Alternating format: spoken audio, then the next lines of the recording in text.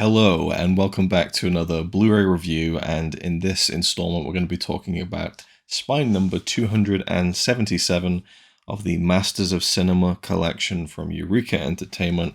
And this film is Samurai Reincarnation.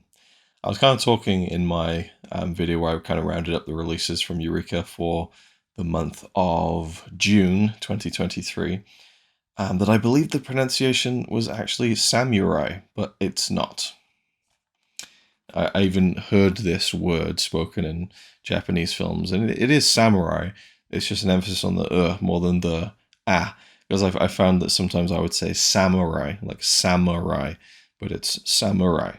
Samurai, not samurai. Anyway, Samurai Reincarnation, 1981, directed by Kinji Fukusaku, who is a very well-known Japanese filmmaker who made a lot of Yakuza films, and then kind of went into this kind of area in the 1980s, and then kind of ended his career with a big hit in the shape of Battle Royale, which became quite an iconic film of the 2000s, and that kind of I remember being in college and like Battle Royale was like a kind of gateway film into like Japanese cinema at that point in time for like, teenagers into like 20s. I don't know, it was just a very popular film. But anyway, so he kind of had a foothold in various different parts of kind of Japanese cinema history, and from like the 70s, 80s, and into the 90s, early 2000s. He died, I think, as he was preparing to film. I think he filmed one scene of Battle Royale 2. Anyway, this isn't about Battle Royale. This is about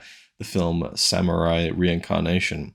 So, this was really interesting. I loved the concept of it when I first read the kind of basic gist, which was that a bunch of historical Japanese figures kind of brought back from the dead to basically not really fight a rebellion as such.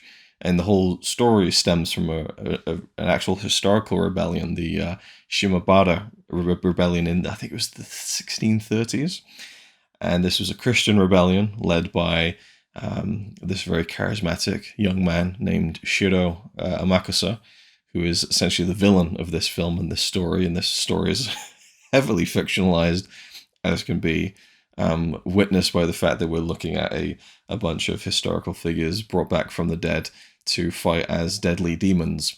This is a fantasy period kind of violent kind of story, and I was very wrapped up in it and kind of confused by it at the same time. There's certain points in the story where I was a little bit lost as to where we were and what we were doing, and it really took kind of going through it again, listening to the commentary and stuff to get a better grasp on the story itself. Though I did find some of the real life stories of these characters to be a little bit overwhelming in terms of the whole history of it, but that's also something I really liked at the same time. We'll get to that in due course. As I say, the central kind of villain of this film, Samurai Reincarnation, is Shiro Amakusa, who is the leader of the Christian rebellion in a real historical setting. But in the film, we start right off with the horrible, horrific landscape, the aftermath of this rebellion, in which the Christians were slaughtered, heads on pikes everywhere. I won't even chance putting a clip of that in the video in case YouTube flags it, because it's a pretty grim, violent, gory visual. It feels like a painting. It's a very impressive set and piece of production design. And one of the more interesting stories on the supplements of this Blu-ray is Kinji Fukusaku's son, Kenta Fukusaku, talking about visiting the set once when he was a child, and it was that set with all the kind of decapitated heads of the Christians. And there's a really nice piece of set design where there's kind of like a platform or a block, and you can tell that they've kind of put actors buried up to their heads in like mud and dirt, and you get obviously the actual kind of prosthetic heads on pikes kind of in the background that still have a very realistic looking effect. But then closer to the camera, you can see real actual human faces, and I thought that was a really chilling and effective use of just set design, production design, whatever you want to call it, art design. But poor young Kenta Fukusaku is there to see his dad's film being made, and the people there just chilling out, I guess, and acting as decapitated heads just opened their eyes and scared him. And he said that haunted him for many years. The poor kid. It reminded me when I was young and I was terrified of just these China kind of doll, like face mask thingies or something. And it was just the image of this ghostly face in my dad's flat, I think, that just scared the shit out of me. But to see an actual living face that's supposed to be like a decapitated head, kind of like, freaking you out. I mean, that's some nightmare fuel, to be sure. So this opening of the film is very like, it grabs you right away. This aftermath of the Christian rebellion, and then we see Shiro Amakusa coming back to life and kind of vowing to get revenge on basically the Tokugawa shogunate who had killed him and all of his people. And so he has his motivation to be reincarnated, and then he starts to, and they never really explain how he came back. It's never explained how he has the power to bring back other people, but he starts bringing back, and it kind of like the first hour of the movie is like this Avengers Assemble, but like an evil version. He's bringing back all these like legendary figures. There's Lady Hosokawa, there is Musashi Miyamoto, legendary swordsman, who was played by Toshiro Mifune in a great trilogy of films, the Miyamoto trilogy. And and the cast in this film is just incredible. The hero of the story is another historical figure, Jubei Yagyu, who's played by Sonny Chiba. So right from the get-go there, you have like a really, I mean, I don't know if he was really a big star at the time or if he was like just about on the cusp, but either way, looking back at it retroactively at least, I can say definitely that the cast in this is pretty stacked.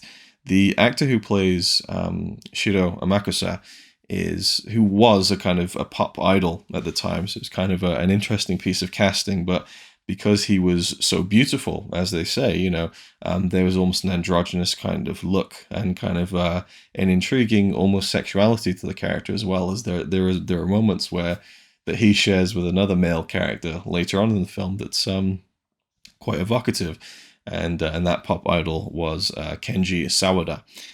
But then there's other names I recognize, like Ken Ogata playing Musashi Miyamoto, which I was really excited about because I really like Ken Ogata, but he's kind of hidden under a lot of makeup as Miyamoto, and that was probably a disappointing element of the film for me. He's not really a major player, and most of them aren't really. And there's not really a huge array, like a huge cast of these demons that come back. And another thing is they talk about how these are demons brought back.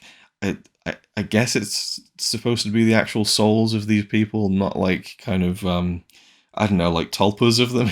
It's very strange. Like the logic of it is not really there, and I get it. It's a fantasy movie, but there isn't really any care put into explaining maybe some of the finer logistics of what these kind of souls / demons really are. But then they do kind of dig into that with a character played by another great kind of legendary, at this point, Japanese actor in Hiroyuki Sanada. He plays Kirimaru, who is a ninja. And we witness his whole village get killed and he dies. And then the demons, they visit him and they say, we can give you another chance. We can give you a shot at redemption. We can give you this demon power, and you'll be able to get revenge and kind of avenge your people. I mean, it is like the Avengers in some sense, because these people are brought back. They're reincarnated by Amakusa to fulfill something that a desire from their living life.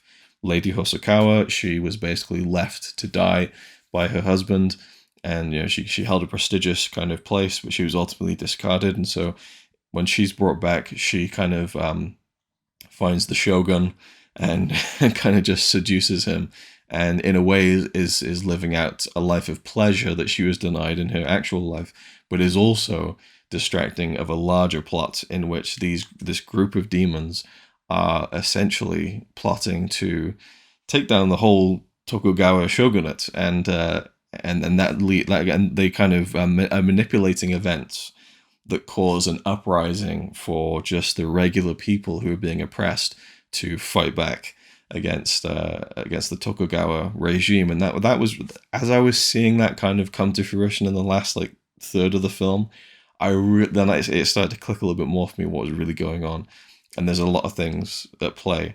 But I think the first hour is a bit difficult to get into for me.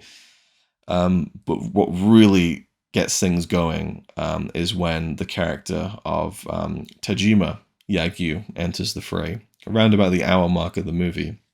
So this is Jubei Yagyu's father, who's also a historical figure and was a swordsman and trained people in kind of sword play for the Tokugawa shogunate. And he is played by another legendary actor, Tomisabu Wakayama, who is maybe most famous for, I don't want to say that definitively because I'm not an expert, the lead in Lone Wolf and Cub, the series of movies which are just, quite legendary, I would say, amongst the world cinema fans, and Shogun Assassin, the English version. But that series of 6 movies, I love them, and I think that Wakayama, just like his brother Shintaro Katsu, had such an incredible screen presence. And once he arrives in this movie, and it's really cool to see him a bit older than I'm kind of used to as well, or at least made up to look a bit older with the white hair, and he's such a fucking great actor. Like he just brings so much gravitas to every scene in this movie. So the second hour for me was just so much more engaging because it brings in his desire, which is to basically fight his son Jubei, and it's kind of this almost like a primal idea of a father wanting to fight his son to see if his son can beat him, And there's something I can kind of buy into with that, I think, and it took me back to doing martial arts with my father and stuff, and he was quite accomplished in ninjutsu. My dad went to Japan a number of times, I think, and acquired quite a few black belts. There was a couple he didn't get towards the end there, but he used to train people in martial arts, kids and stuff, and so I would do that with him and things, and we kind of get into certain, we wouldn't fight each other or anything, but I can kind of buy into kind of the, I don't know, again, kind of like a primal kind of like, I want to see if my son can beat me, whatever. And there's actually a really nice piece, and we'll get to it when I get to the extras, that ties into that kind of father-son thing. And there's a lot of life imitating art and art imitating life and vice versa. So I really liked the father-son story with Tajima and Jubei, and Sonny Chiba, and Tomisabu Akiyama. It's just like that was really a really good dynamic there. But also Amakusa is a really captivating villain, and I think that Kenji Sawada is really a high point of the film. He has a kind of ethereal quality to him that makes his actions even more sinister, I think, just based on kind of his I don't know, there's kind of like again, there's a beauty to him, no doubt. He has a very beautiful face, and so that adds something almost a bit more dangerous about his actions, and kind of I don't know, I just think that it's a cool choice, and it really works for the film. And he perhaps is the most effective when he is trying to corrupt the newest demon of the crew, Kirimaru, played by Hiroyuki Sanada, who is fairly young at this point, but they play around with, again, the kind of the homoeroticism between these two characters, which was kind of, I don't know, it threw me off guard. Just, in fact, I wasn't expecting it in a film from the 80s, and it's quite a provocative kind of statement in a way.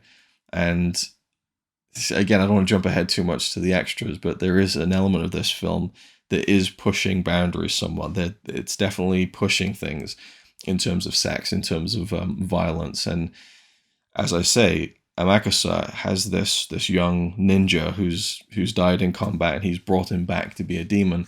But it's kind of alluded to that Kirimaru has not really fully cemented himself. He hasn't become Darth Vader yet, and so he needs to do a horrible thing to fully cement his soul as a demon, basically. And he just comes across this young girl who's lost her father, and she's singing a song in remembrance of this. There's a very sweet moment, and Kirimaru kind of falls for her. But he's trying to hide this from Amakusa. And Amakusa is like, okay, if you want to join the club, kid, then you have to rape her.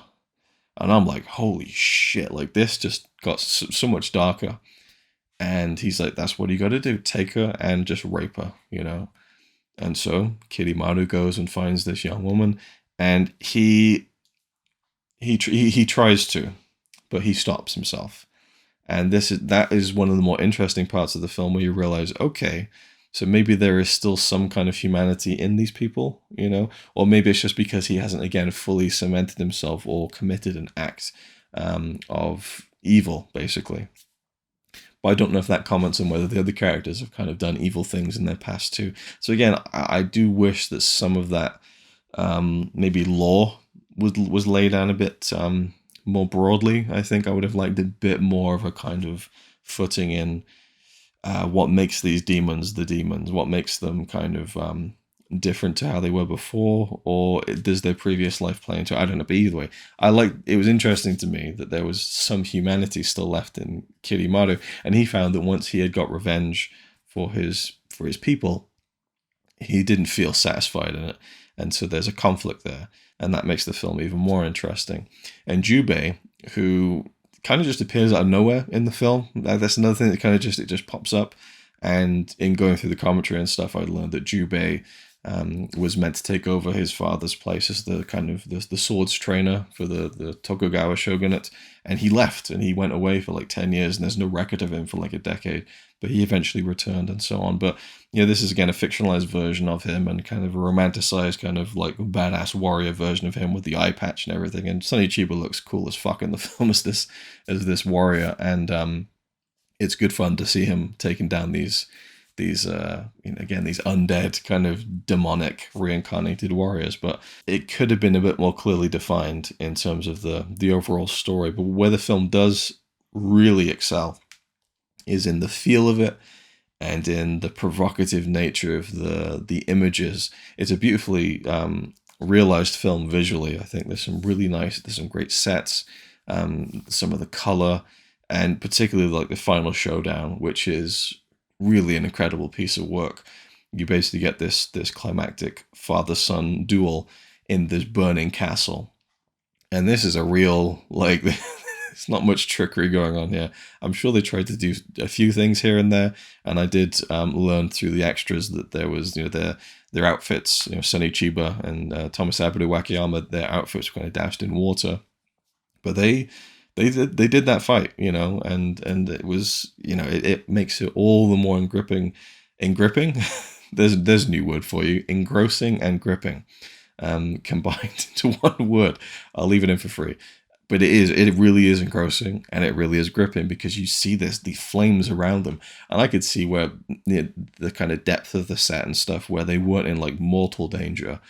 And it was kind of strategically placed, but still, apparently there were some kind of minor burns that took place, you know, for both of the actors, and it was a pretty hairy kind of situation, but they got through it, and an incredible cinematic on-screen duel was created, and I just love the theatricality of it, and the way that it's shot. It's just cool. It's a badass final fight for the movie.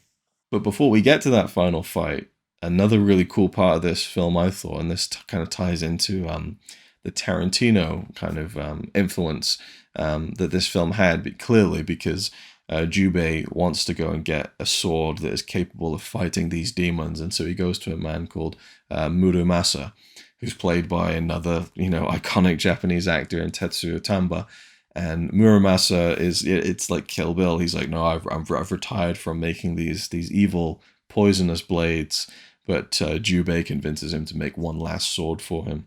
And there's actually a really great moment there when Jubei visits Muramasa, and outside the house, Musashi Miyamoto turns up, and he's kind of like, it's almost like the big bad wolf, you know. He's like knocking on the door and stuff. And but there's a great shot where it's kind of like the house is almost shaking from the force of this demonic Musashi Miyamoto outside, and you just see like his crazed eyes, you know, kind of fleetingly through the cracks of the door, and it's a really effective kind of almost like horror-like image. I really like that little beat was really cool.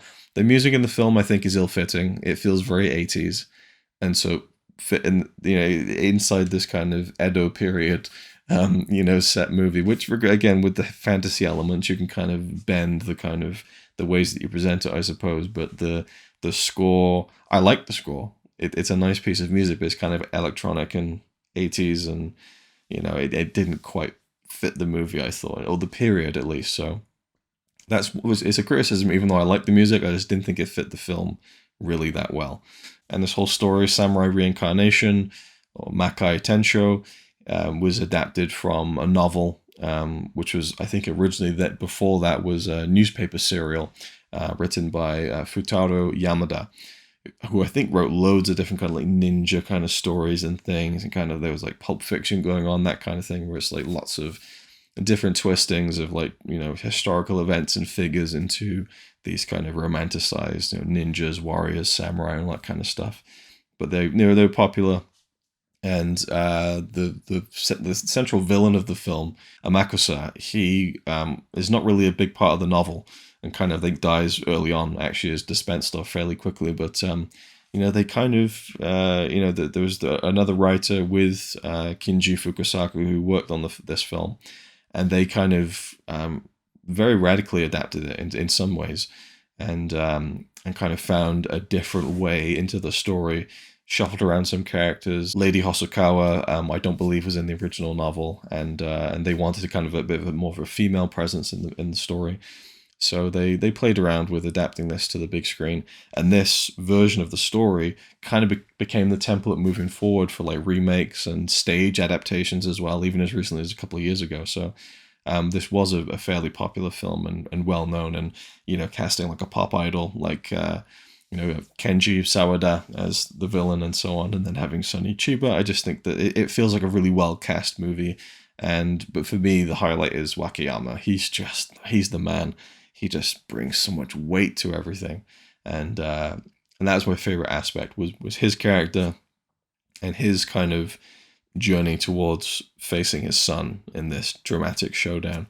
So yeah, overall the film I thought was really good, and visually I loved it, and just some of the it is more moments than the greater part of the film, I think, for me, that excels and really resonates and works. There's just some great imagery in there and some really memorable moments and stuff. I need to see it again, I think, before I really, I don't know, cast a fuller judgment. 'Cause I do think I'd enjoy this film a lot more on a rewatch, because I wouldn't be not confused. That's not the right word either. But I just think the first hour is maybe spends a little bit too long setting up the demons, not as much as establishing the later uprising that will kind of become the kind of the big third act of the film, is the kind of the uprising and the castle going on fire, and then the showdown at the end. But now that I know the way that it moves and the way that it plays and operates, I think I would enjoy it more on a rewatch. Anyway, so Samurai Reincarnation, I think there's some great strengths to this film. And as a fan of some of these actors and stuff, I had an absolute blast watching it. And I've gained a new appreciation for some other, actors, and a broader kind of sense and feel of also Kinji Fukasaku's filmography, which is a fairly varied one at this point now. I mean, it's definitely colored by violence. That's definitely a through line that I'm seeing very clearly here. But anyway, so let's talk a little bit more about the Blu-ray itself. So again, spine number 277 in the Masters of Cinema series. This is a really nice piece on the slipcover, which is a limited piece because the inside has a different... it's not even artwork. I think it's a production still from the movie, which is quite nice actually. It reminds me of this inside piece. It reminds me of some of the earlier MoC, artwork on the front of the card. It's the font, I think, of Samurai Reincarnation, just the bold white text and font. I really like that. And there you see Amakusa and Jubei Yagyu, the kind of the villain and the hero of the piece. But that slipcover, man, that's a really nice piece of artwork there, and that is done by Takato Yamamoto. So we have a 2K restoration as the basis for the transfer of the film. I thought it looked excellent.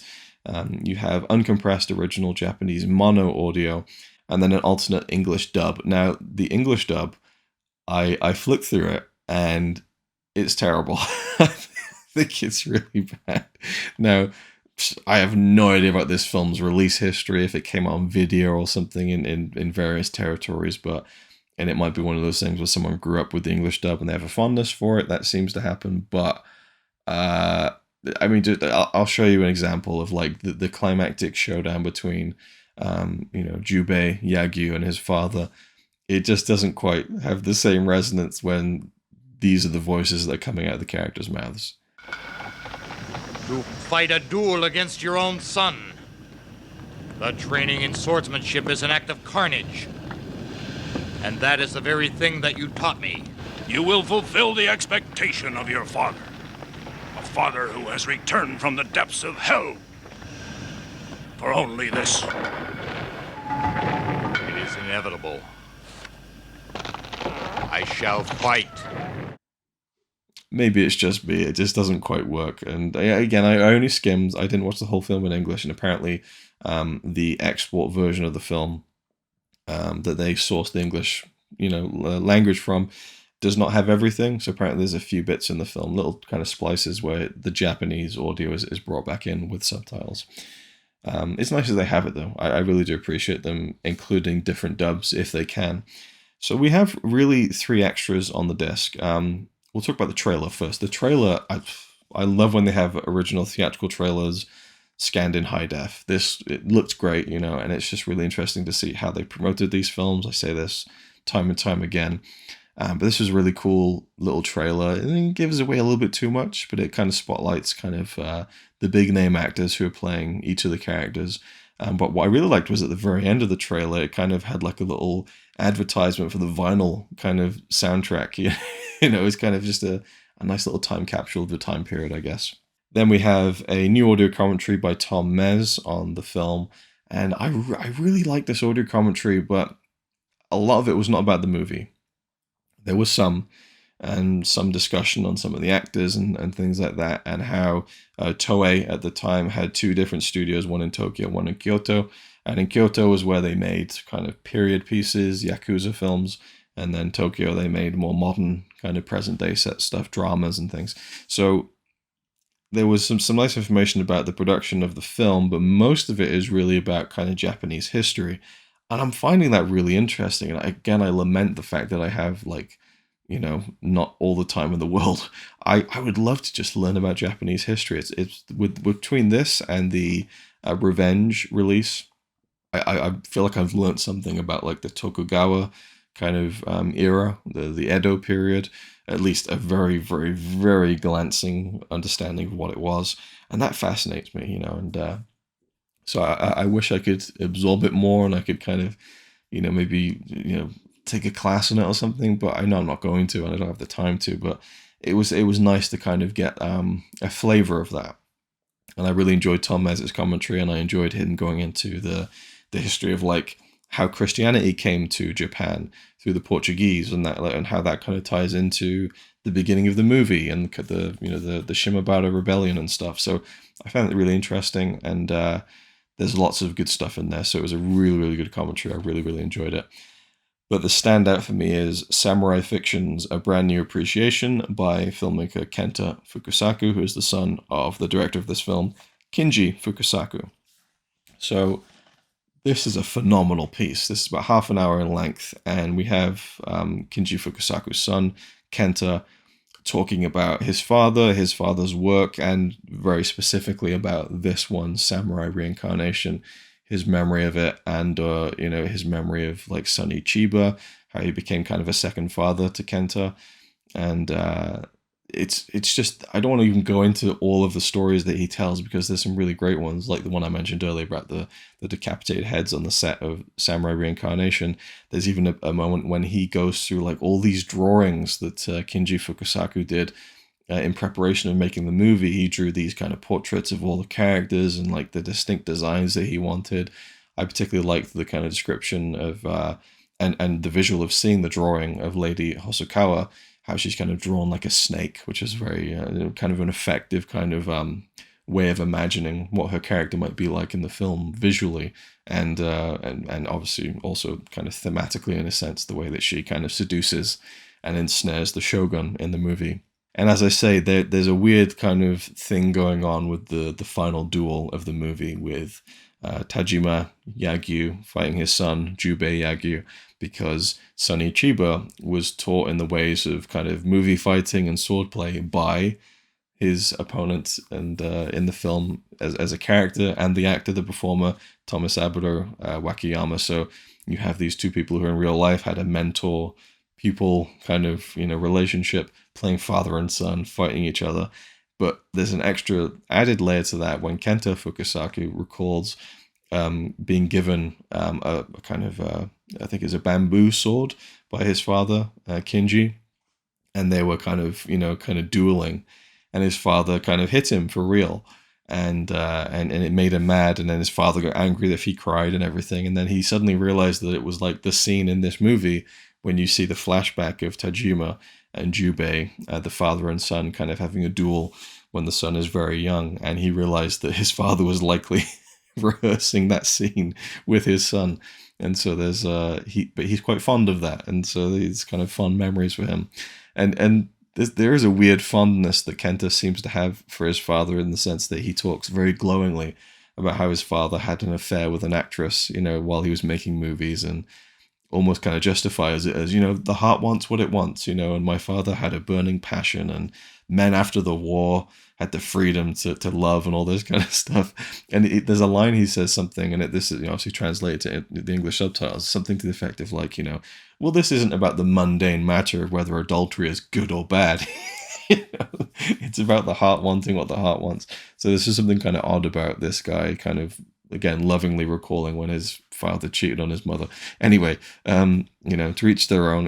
But he also talks about how this film was again pushing the boundaries a bit, and his father was, really, I don't know, kind of pushing buttons a little bit, or the words escape me, but it's, he's going beyond, I think was the phrase, that some people would adapt this story in later film adaptations and things, and they'd never capture the same feeling because they weren't willing to go beyond.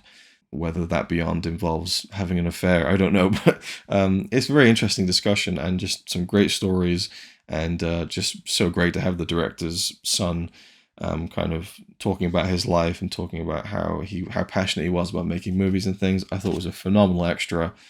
Makes this release so much more valuable to me. I think it's just a great supplement for the Blu-ray. And then finally we have the booklet. So we'll take a quick look at that before we round up this review. And this one, as always, has the kind of cast listing at the beginning. That is, I guess I'll get away with showing that. It's the decapitated heads. And then we have this essay by Jonathan Clements called Samurai Showdown. This is a really good piece. I really, really enjoyed this one. It also kind of goes into kind of a bit of Japanese history, but also a lot about the actors and the writing of the film, and how which story they were going to choose from the various novels and stories that were kind of available. Of Jubei Yagyu seems to be a character who's been, and a historical figure who's been used and transformed, and kind of the truth seems to get stripped away with more and more adaptations of him as a kind of heroic kind of figure in kind of Japanese lore and literature and movies and so on. It just keeps going on and evolving and evolving. One thing he talks about is that the shogun that Hosokawa seduces was not born around the time period of this movie. So he's kind of implying, or even says, that the events of the film span several decades, a mere blink of an eye to the resurrected spirits who appear in the movie. I never got that. I never kind of got a feel that everything we see in the film took decades. I don't think the film really tells you that either, and I just don't feel like anything of, I don't know, that's an interesting part that I wonder if it's conjecture or not, and whether this the shogun character, who it says wasn't born until 1641, which is kind of contradictory to the setting of this movie, that perhaps they just didn't really align too faithfully to certain dates of when people were born. Again, we are dealing with a movie in which these kind of historical figures are brought back as demons who rape and kill people. But yeah, this is a really good piece. I really enjoyed this, and it kind of, I think, focuses more on kind of adaptations of these kind of old stories and and also a little bit about how originally Hideo Gosho was going to direct this film, but got into a bit of trouble, and so Kinji Fukasaku stepped in. So there we go, Samurai Reincarnation. I don't know. I feel like this wasn't a very good review. I'm not feeling good about it. I feel like, I don't know, and maybe that's reflective of how I feel about the movie. I feel like it could have done better, but I don't know. There's something really captivating about it. You know, when I think of this film now, I haven't gone through all the extras and everything. I really just, it's the imagery that I think is really powerful and just striking. And that's what I keep coming back to. You know, the ending of the film with the fire in the castle, and that was just really gripping stuff. And even the uprising sequence I thought was really effective, and you know, just very distinctly performed characters of varying different kind of feels. I think was really the, I think the strength of the film was in the characterization of these demons. You know, there's maybe the logistics of how these demons operate might not be as solid as I would have liked, but I think each of them has a really distinct kind of journey to go on, and maybe we don't really follow that journey, you know, for each of them as kind of wholly as all of them. It's not doled out as evenly, I suppose, and certain characters have more screen time than others, but I do think that you have really good actors portraying very different characters in this kind of, it's an ensemble piece. You know, you can say that the Jubei is the hero, Amakusa is the villain, but there's more to it than just that, I think. And once again, Tomosabu Wakayama steals the show.